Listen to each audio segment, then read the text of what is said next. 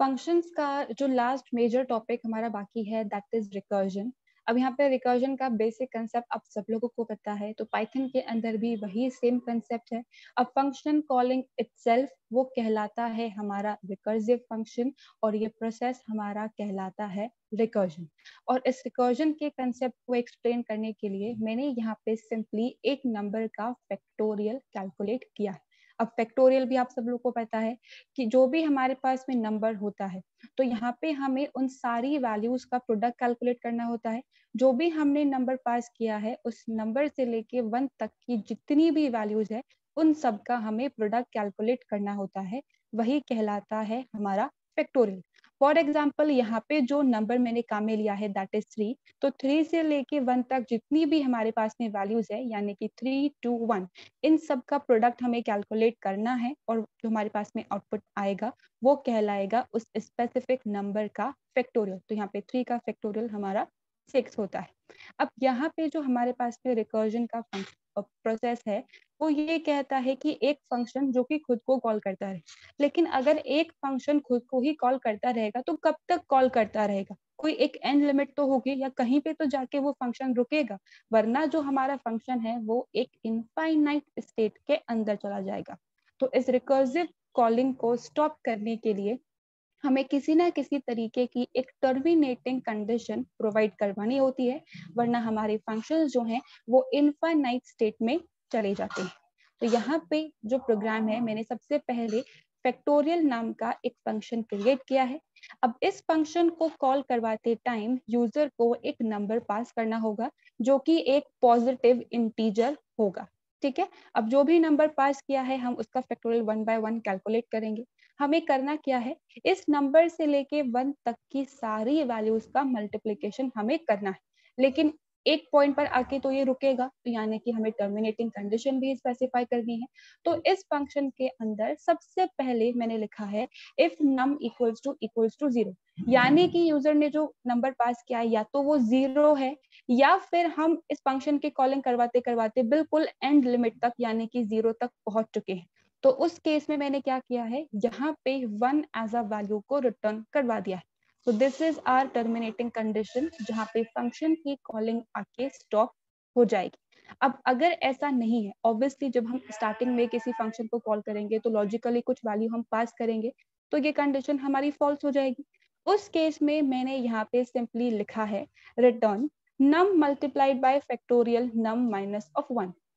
अब जब मैंने इस फंक्शन की यहाँ पे कॉलिंग करवाई है, तो 4 एज अ वैल्यू मैंने यहाँ पे पास किया है। तो नम के अंदर 4 है, एंड 4 0 के बराबर नहीं होता है, तो हम आ जाएंगे एल्स पार्ट के अंदर।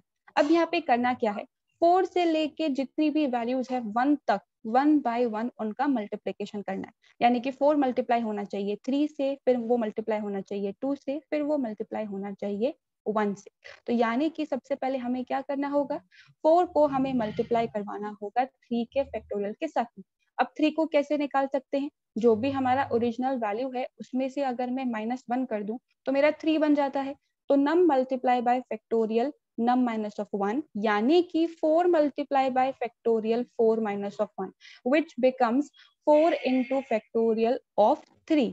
अब यहाँ पे मैंने फिर से फैक्टोरियल फंक्शन को कॉल कर लिया है, तो हमारा जो एग्जीक्यूशन कर्सर है वो वापस यहीं पे पहुंच जाएगा। अब यहाँ पे हमने क्या वैल्यू पास करी थी, 4 माइनस 1 3। तो अब नम जो है वो 3 को रेफर करने का काम कर रहा है, और 3 भी 0 के बराबर नहीं होता है। तो फिर से हम आ जाएंगे एल्स पार्ट के अंदर, और फिर से यहाँ पे मैंने मल्टीप्लीकेशन करवाया, num multiply by factorial num minus of 1, यानी कि 3 मल्टीप्लाई बाय फैक्टोरियल ऑफ 2। तो यहाँ पे जब मैंने फैक्टोरियल ऑफ 3 को कॉल किया है, तो 3 मल्टीप्लाई बाय फैक्टोरियल ऑफ 2, फिर से हमारा जो फैक्टोरियल फंक्शन है वो कॉल हो गया है। अब जो हमारा कैलकुलेशन होगा वो किस वैल्यू को यूज करके होगा, 2 एज अ वैल्यू को यूज करके किया जाएगा। तो यहाँ पे 2 भी 0 के बराबर नहीं होता है, यानी कि हम फिर से एल्स पार्ट में आ जाएंगे, num multiply by factorial num minus of 1, यानी कि 2 इंटू फैक्टोरियल ऑफ 1। अब फिर से मैंने फैक्टोरियल फंक्शन को कॉल कर लिया है, तो अब हमारा कौन सा फैक्टोरियल निकलेगा, जो 1 का फैक्टोरियल होगा वो निकलेगा। तो अब 1 भी 0 के बराबर नहीं होता है, तो फिर से हम आ जाएंगे एल्स पार्ट के अंदर, num multiply by factorial num minus of 1, यानी कि 1 मल्टीप्लाई बाय फैक्टोरियल ऑफ 0। अब जब हमारा फंक्शन कॉल होगा तो यहाँ पे 0 एज अ वैल्यू आएगी एंड 0 0 के बराबर होता है, तो उस केस में जो हमारी वैल्यू है वो रिटर्न होगी, यानी कि 1 रिटर्न होगा। अब 1 कहाँ रिटर्न होगा? जहां से उस फंक्शन को कॉल किया गया है। तो इस 1 एज अ वैल्यू को कहाँ रिटर्न किया जाएगा? यहाँ रिटर्न किया जाएगा जहां से हमने इसको कॉल किया था। 1 इंटू फैक्टोरियल ऑफ 0 पे यहाँ पे अब हमारे पास जो वैल्यू रिटर्न होके आएगी दैट विल बी 1। तो हमारे पास में क्या हो जाएगा? 1 multiply by 1 is equals to 1। अब यहाँ पे भी हमने वैल्यू रिटर्न करवाई थी, ये जो 1 वैल्यू आई है ये कहाँ रिटर्न होगी? ये वहां रिटर्न होगी जहां से इस फंक्शन को कॉल किया गया था। तो इस फंक्शन को कहाँ से कॉल किया गया था? यहाँ से कॉल किया गया। तो यहाँ पे जो वैल्यू रिटर्न होगी दैट विल बी 1। तो क्या स्टेटमेंट बनेगा? 2 multiply by 1 is equals to 2। अब ये जो वैल्यू है ये कहाँ रिटर्न होगी? जहां से इस फंक्शन को कॉल किया गया था। तो इस फंक्शन को यहाँ कॉल किया गया था, तो वैल्यू क्या रिटर्न होगी? 2। तो 3 मल्टीप्लाई बाय 2 हमारा स्टेटमेंट बनेगा विच बिकम 6। अब ये जो वैल्यू है ये कहाँ रिटर्न होगी? जहां से इस फंक्शन को कॉल किया गया। तो इस फंक्शन को यहाँ से कॉल किया गया था, तो 4 मल्टीप्लाई बाय जो हमारे पास में वैल्यू रिटर्न हुई है दैट इज 6, तो इट बिकम्स 24। अब ये 24 कहाँ पे रिटर्न होगा? जहां से इस फंक्शन को कॉल किया गया था, यानी कि इस प्रिंट स्टेटमेंट के अंदर। तो 24 हमारे पास में एज अ आउटपुट कैलकुलेट होके आएगा 4 का। सिमिलरली अगर हम यहाँ पे 5 एज ए नंबर पास करते तो सेम प्रोसेस होता, पहले 5 वैल्यू पास करेंगे, then 4, then 3, then 2, then 1, then 0। तो सेम प्रोसेस 1 बाय 1 सारी वैल्यूज हमारे पास में रिटर्न होगी और एक क्यूमुलेटिव प्रोडक्ट हमारे पास में निकल के आएगा that is known as the factorial of a positive integer. I hope ये एग्जाम्पल सबको क्लियर होगा। लगभग बिल्कुल वही प्रोसेस है जो आपने बाकी सारी लैंग्वेजेस के अंदर आई थिंक कवर किया है। किसी को इस प्रोग्राम के अंदर कुछ कंफ्यूजन? अब इस रिकर्जन के कंसेप्ट पे बहुत ही छोटे से 2 क्वेश्चंस मैंने आप लोगों के लिए रेडी किए हैं। असाइनमेंट रजिस्टर में आप लोगों को करने हैं ये दोनों क्वेश्चंस। पहले 3 क्वेश्चंस मैंने दिए थे फंक्शन के लिए और अब ये 2। आपको यहाँ पे करना क्या है? सबसे पहले आपको एक ऐसा रिकर्सिव फंक्शन बनाना है जो 0 से लेके 10 तक की सारी वैल्यूज को ऐड करने का काम करेगा। ठीक है, पहला क्वेश्चन तो ये। दूसरा क्वेश्चन ये है कि आपको फिर से रिकर्सिव फंक्शन क्रिएट करना है जो कि क्या करेगा? एक नंबर का सम ऑफ डिजिट्स कैलकुलेट करने का काम करेगा। अब नॉर्मली आपने सम ऑफ डिजिट्स कैलकुलेट करवाया है लूप चला के, वाइल या फॉर जैसे भी आपने वर्किंग करवाई है। यहाँ पे रिकर्सिवली आपको सम ऑफ डिजिट्स कैलकुलेट करने हैं। ठीक है,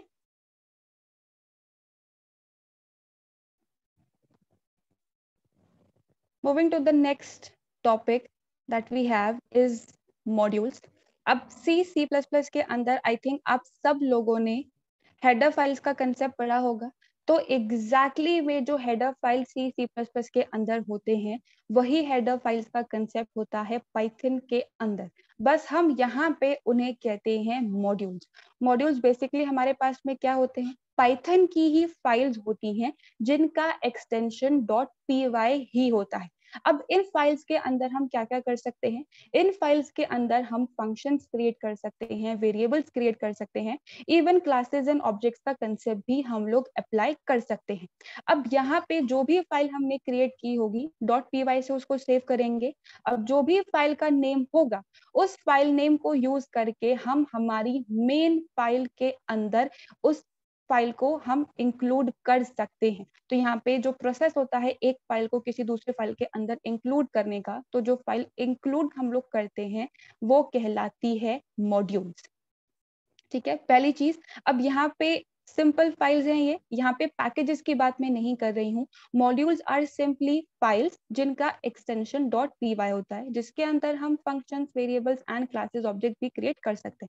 अब क्लासेस ऑब्जेक्ट्स का कंसेप्ट हम लोगों ने अभी नहीं देखा है। जब हम उस टॉपिक पे आएंगे तो मैं एक एग्जांपल वहां पे भी आपको करवा दूंगी। अभी के लिए हमने फंक्शंस का ही कंसेप्ट पढ़ा है, तो हम फंक्शंस को यूज करके ही वर्किंग इम्प्लीमेंट करने वाले हैं। अब अगर हम चाहें तो हम प्री डिफाइंड मॉड्यूल्स को भी काम में ले सकते हैं और अगर हम चाहें तो खुद की मॉड्यूल्स भी क्रिएट कर सकते हैं, क्योंकि ये सिंपल पाइथन की फाइल्स ही तो हैं जिनका एक्सटेंशन .py है। तो हमने अभी तक जितनी भी फाइल्स क्रिएट करी हैं उनका एक्सटेंशन .py ही है। इसी वजह से हम अपनी खुद की मॉड्यूल्स भी क्रिएट कर सकते हैं। वो कैसे होगा उसका एग्जाम्पल मैंने आगे मेंशन किया है, लेकिन सबसे पहले यहाँ पे जो हमारे पास में प्री डिफाइंड मॉड्यूल्स अवेलेबल होती हैं उनको हम बेसिकली 3 तरीके से काम में ले सकते हैं। जब मैंने एरे का एग्जाम्पल आप लोगों को करवाया था तब मैंने वहां पे इम्पोर्ट स्टेटमेंट लिखा था एरे मॉड्यूल को इंक्लूड करने के लिए। तब मैंने आप लोगों को कहा था कि जब हम मॉड्यूल्स टॉपिक में आएंगे तो कितने तरीकों से एक हेडर फाइल को अपने प्रोग्राम के अंदर इंक्लूड किया जा सकता है, उसका कंसेप्ट हम वही देखेंगे। तो सबसे पहले वही एग्जांपल्स है हमारे पास में, किसी भी एक मॉड्यूल को हम अपने प्रोग्राम के अंदर कैसे इंक्लूड कर सकते हैं। तो उसे इंक्लूड किया जाता है इंपोर्ट स्टेटमेंट की हेल्प से। अब यहाँ पे सबसे पहला सिंपल इंपोर्ट स्टेटमेंट है और ये हमेशा हमारी फाइल का फर्स्ट स्टेटमेंट होगा। जिस तरीके से सी के अंदर वेरिएबल डिक्लेरेशन पहला स्टेटमेंट रहता है, उसी तरीके से अगर हमें किसी भी मॉड्यूल को अपने प्रोग्राम में इंक्लूड करवाना है तो सबसे पहला स्टेटमेंट ही हमारा इंपोर्ट स्टेटमेंट होता है। अब हमें करना क्या है, सबसे पहले हमें यहाँ पे इंपोर्ट लिखना होता है और उसके बाद हमें हमारी मॉड्यूल का नाम यहाँ पे लिखना होता है। अब इस एग्जाम्पल के अंदर मैंने यहाँ पे मैथ नाम की प्री डिफाइंड मॉड्यूल को काम में लिया है।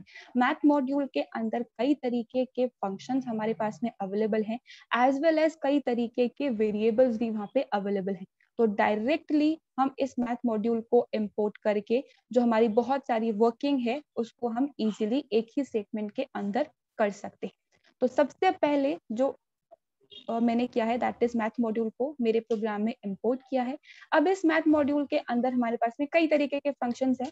फर्स्ट एग्जांपल के अंदर मैंने एक वेरिएबल और 2 फंक्शंस को काम में लिया है।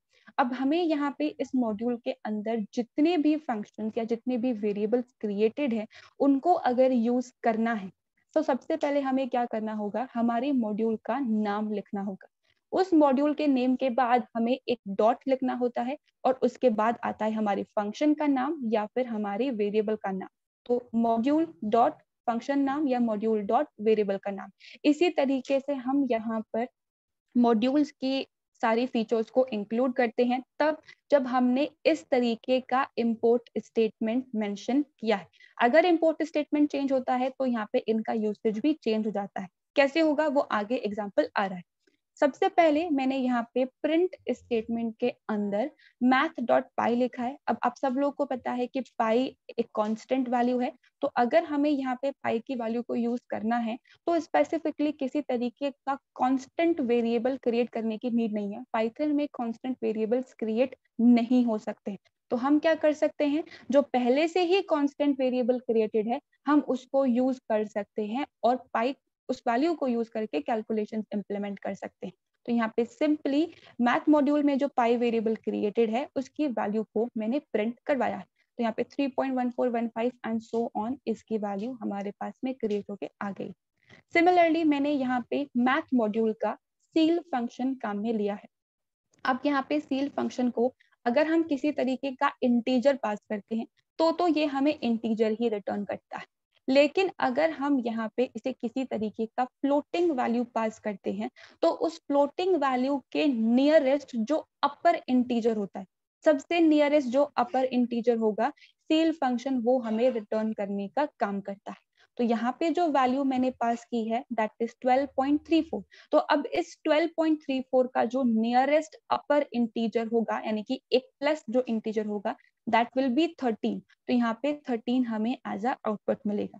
लेकिन अगर मैं यहाँ पे सिंपली 12 पास करती तो 12 इज इटसेल्फ अ इंटीजर, तो किसी तरीके का अपर इंटीजर ये हमें रिटर्न नहीं करता बल्कि 12 ही हमें रिटर्न करके दे देता। तो यहाँ पे क्योंकि मैंने फ्लोटिंग पॉइंट पास किया है तो 13 मेरे पास में एज अ आउटपुट आया है। सिमिलरली यहाँ पे हमारे पास में एक और फंक्शन होता है दैट इज फ्लोर फंक्शन। अब ये फ्लोर फंक्शन क्या करता है, इसे भी अगर हम किसी तरीके का इंटीजर पास करते हैं तो ये इंटीजर ही रिटर्न करेगा। लेकिन अगर हम इसे किसी भी तरीके का फ्लोटिंग पॉइंट पास करते हैं तो ये क्या करता है, उससे नियरेस्ट जो लोअर इंटीजर होता है, इस फ्लोटिंग पॉइंट के नियरेस्ट लोअर इंटीजर वो ये हमें रिटर्न करने का काम करता है। तो इस फ्लोटिंग पॉइंट का जो नियरेस्ट लोअर इंटीजर होगा दैट इज 12। तो इसलिए इसने यहाँ पे हमें 12 एज अ आउटपुट रिटर्न किया है। अब इसे भी अगर मैं 12 ही पास करूंगी तो इट्स इटसेल्फ अ इंटीजर, तो फिर वो फिर से हमें कोई एक लोअर इंटीजर रिटर्न नहीं करके देगा, वो इंटीजर वैल्यू ही रिटर्न करके दे देता है. So that was the very first example of how to import a module और किस तरीके से हम उसके वेरिएबल्स और फंक्शंस को काम में लेते हैं. इस एग्जाम्पल के अंदर किसी को कुछ कंफ्यूजन?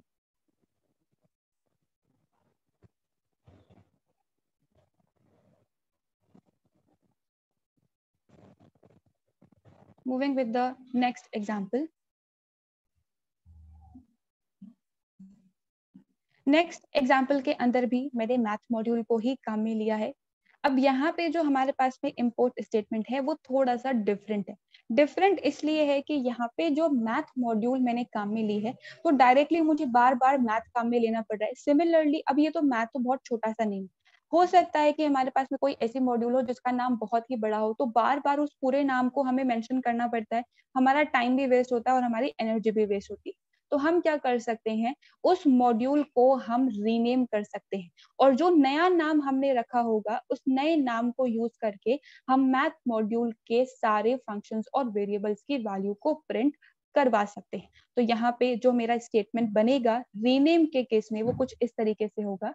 सबसे पहले हमें यहाँ पे इंपोर्ट लिखना है और उसके बाद आएगा हमारी मॉड्यूल का नाम, जिस भी मॉड्यूल पे हमें काम करवाना है. उसके बाद हमें मेंशन करना होता है एज कीवर्ड. इसका मतलब ये है कि हम इस मॉड्यूल का एक नया नाम, बेसिकली एक nickname, temporary nickname हम रखने वाले हैं. इस नेम को यूज करके फिर मैं सारी वर्किंग इम्प्लीमेंट करने वाली हूँ. तो यहाँ पे जो भी हमें नेम रखना होता है एज कीवर्ड के बाद वो हमें मेंशन करना है. किसी भी तरीके के कोड्स या एक्सक्लेमेशन या स्पेशल सिंबल नहीं आएगा, प्रॉपर नेम आपको मेंशन करना है. ठीक है, तो यहाँ पे डिजिट से स्टार्ट नहीं होगा, वो सारी बेसिक चीजें तो आप लोगों को पता ही है. ठीक है, तो यहाँ पे अब जो मैथ मॉड्यूल है उसे मैं इस एम नेम से एक्सेस कर सकती हूँ. तो बार बार मुझे मैथ लिखने की जरूरत नहीं पड़ेगी, सिंपली एम को यूज करके ही हमारा सारा काम हो जाएगा. अब इस एग्जाम्पल के अंदर मैंने दो फंक्शंस को काम में लिया है. सबसे पहले तो हमें मॉड्यूल का नेम लिखना होता है और उसके बाद हमारे फंक्शंस आते हैं. तो अब मॉड्यूल का मैंने नया नाम रख दिया है एम. तो एम डॉट एफ मॉड. अब एफ मॉड बेसिकली क्या करता है, ये हमें रिमाइंडर रिटर्न करके देता है. जिस तरीके से अरिथमेटिक ऑपरेटर्स के अंदर हमारे पास में मॉड्यूलस ऑपरेटर होता है, तो एग्जैक्टली में उसी तरीके की वर्किंग को इम्प्लीमेंट करने के लिए मैथ मॉड्यूल के अंदर एफ मॉड नाम का फंक्शन अवेलेबल है. तो इसे हमें यहाँ पे दो आर्ग्यूमेंट्स पास करने होते हैं. तो पहला आर्ग्यूमेंट मॉड्यूलस, सेकेंड आर्ग्यूमेंट, यानी कि 4 को जब 2 से डिवाइड करेंगे तो क्या रिमाइंडर आएगा, ये वो रिटर्न करने का हमें काम करेगा. अब यहाँ पे दो, एक चीज को करने के लिए दो हमारे पास में अवेलेबल है, मॉड्यूलस ऑपरेटर भी है और एफ मोड भी. लेकिन डिफरेंस है इनमें. डिफरेंस क्या है, इनके आउटपुट के अंदर. जब भी हम मॉड्यूलस ऑपरेटर को काम में लेते हैं तो वो हमेशा जो भी हमें रिमाइंडर रिटर्न करता है वो इंटीजर के फॉर्म में होता है, 0 1 2 3 4 कुछ इस तरीके से. लेकिन अगर हमने एफ मोड फंक्शन को यूज करके रिमाइंडर को फेच किया है तो ये हमेशा जो आउटपुट होता है वो हमें फ्लोटिंग पॉइंट के अंदर ही रिटर्न करता है. ये एक डिफरेंस है मॉड्यूलस ऑपरेटर और एफ मोड फंक्शन के अंदर. बाकी दोनों का काम वही है, रिमाइंडर को फेच करने. तो यहाँ पे मैथ मॉड्यूल यानी कि m डॉट एफ मोड 4, 2. अब जब डिवाइड करते हैं तो रिमाइंडर हमारा 0 आता है. तो यहाँ पे क्योंकि फ्लोटिंग पॉइंट में आंसर आएगा हमारा, तो 0.0 इस स्टेटमेंट का आउटपुट आएगा. सिमिलरली यहाँ पे मैंने एक और फंक्शन मेंशन किया है m डॉट एफ सम. बेसिकली ये एफ सम फंक्शन क्या करता है, इस एफ सम को हमें किसी तरीके का एक कलेक्शन पास करना पड़ता है. कलेक्शन का मतलब ऐसा कलेक्शन जिसमें या तो इंटीजर वैल्यूज हो, फ्लोटिंग पॉइंट हो या फिर बुलियन वैल्यूज हो. जो भी कलेक्शन हमने पास किया होता है उस कलेक्शन के सारे एलिमेंट्स का सम ये हमें रिटर्न करके देता है. अब इस फंक्शन के अंदर मैंने लिस्ट को पास किया है. लिस्ट को आइडेंटिफाई करने के लिए हमारे पास में स्क्वायर ब्रैकेट्स होते हैं, तो स्क्वायर ब्रैकेट्स में ही मैंने 4, 2, 7 पास किया है. तो अब यहाँ पे जितने भी एलिमेंट्स होंगे उन सब का सम ये रिटर्न करेगा, very much like sum function जो हमने कवर किया है बाकी सारे एग्जाम्पल्स के अंदर. लेकिन सम के अंदर और एफ सम के अंदर एक डिफरेंस है. डिफरेंस वही सेम, जो सम है डिपेंडिंग अपॉन किस टाइप की वैल्यू हमने पास की है, सम उसके अकॉर्डिंग हमें आउटपुट रिटर्न करता है. मतलब अगर हमने इंटीजर टाइप की वैल्यू पास की होती है तो हमारा रिजल्ट इंटीजर में आता है. फ्लोटिंग पॉइंट की वैल्यू पास की होती है तो रिजल्ट हमारा फ्लोटिंग पॉइंट के अंदर आता है। लेकिन जो एफ सम फंक्शन होता है वो हमेशा फ्लोटिंग पॉइंट के अंदर ही आउटपुट रिटर्न करता है, चाहे आपने किसी भी तरीके की वैल्यू पास की हो, फ्लोटिंग, इंटीजर, मिक्स या फिर बुलियन। बस यहाँ पे हमें किसी भी तरीके का कलेक्शन पास करना है। अब कलेक्शन यहाँ पे लिस्ट भी हो सकता है, टपल भी हो सकता है और सेट भी हो सकता है। ठीक है, जितनी भी वैल्यूज होगी उन सब का सम ही हमें रिटर्न करके दे देगा।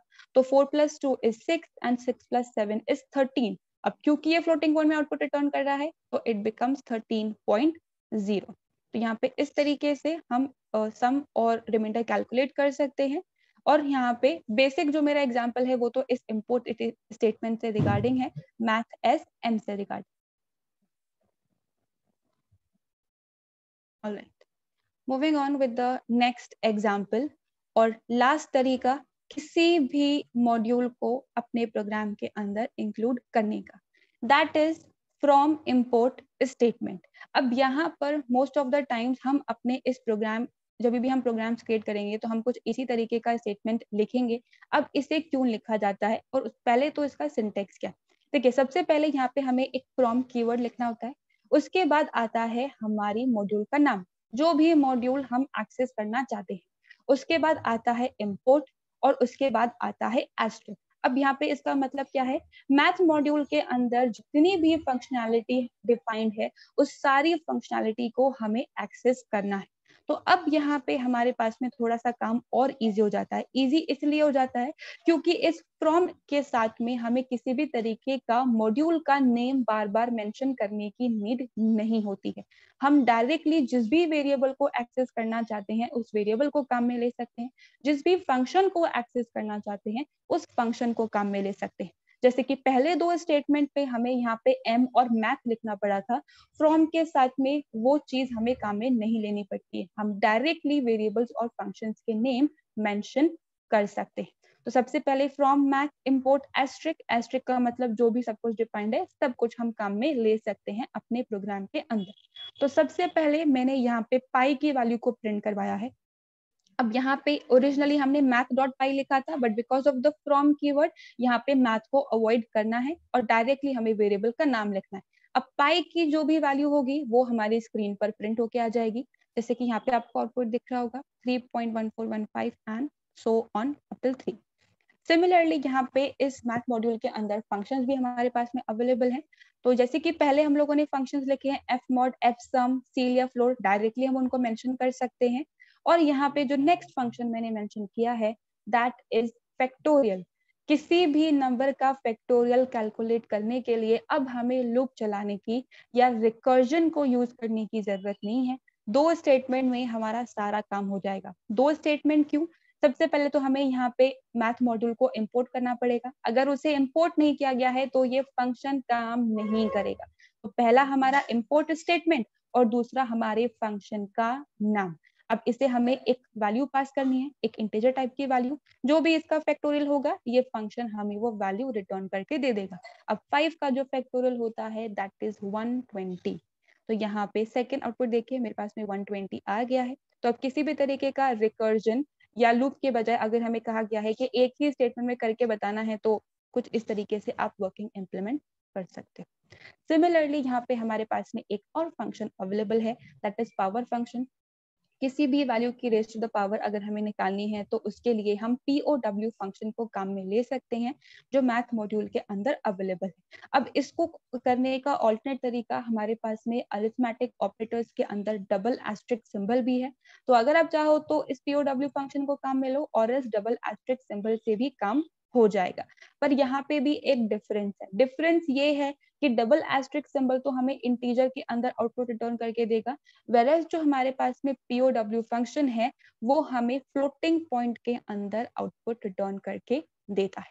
तो अब इस फंक्शन को हमें दो वैल्यूज पास करनी है, पहला तो होता है हमारा बेस और दूसरा होता है exponential raise to the power जो हमें कैलकुलेट करनी है। तो इस फंक्शन के थ्रू मैंने 2 raise to the power 4 calculate करवाई है और अपनी स्क्रीन पे प्रिंट करवाई।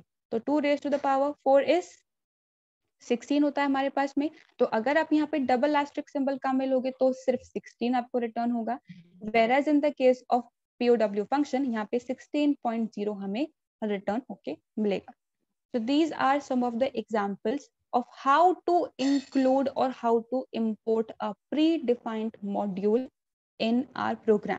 या फिर फ्यूचर में जब हम अपनी खुद की मॉड्यूल क्रिएट करेंगे तो उसे भी हम इन तीनों तरीकों में से किसी भी एक तरीके से अपने प्रोग्राम के अंदर इंपोर्ट कर सकते हैं।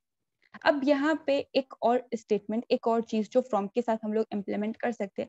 देखिए मैथ जो हमारे पास में एक प्री डिफाइंड मॉड्यूल है, इसके अंदर कई तरीके के हमारे पास में फंक्शंस और वेरिएबल्स अवेलेबल, जैसे कि कॉस, टैन, साइन, थीटा, इस सारी तरीके के फंक्शंस हमारे पास में अवेलेबल हैं। नॉर्मल प्रोग्रामिंग के अंदर हम इन फंक्शंस को काम में नहीं लेते हैं।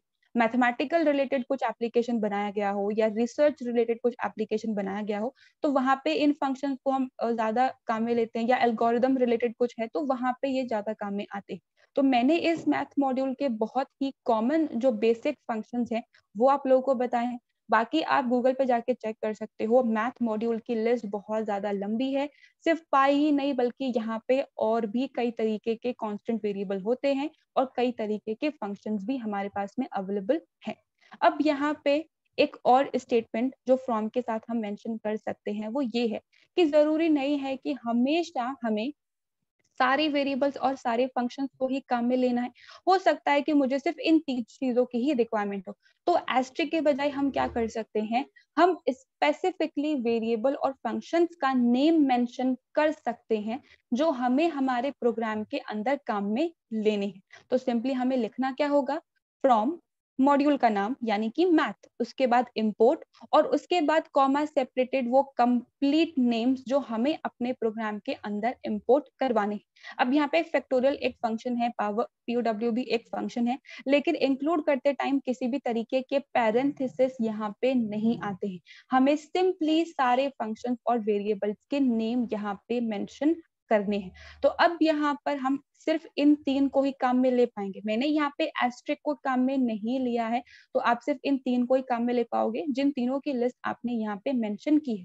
अब इन तीनों का नेम यूज करने का एडवांटेज ये है कि मुझे बार बार math dot pi, math dot factorial, math dot POW नहीं लिखना पड़ेगा। डायरेक्टली हम इस तरीके से स्टेटमेंट्स काम में ले सकते हैं। तो स्पेसिफिकली किसी एक ही वैल्यू को यूज करके काम करवाना है तो कुछ इस तरीके से भी वर्किंग हो सकती है। एस्ट्रिक को अवॉइड किया जा सकता है।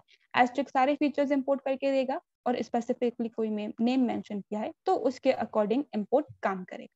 That was all about importing a predefined module.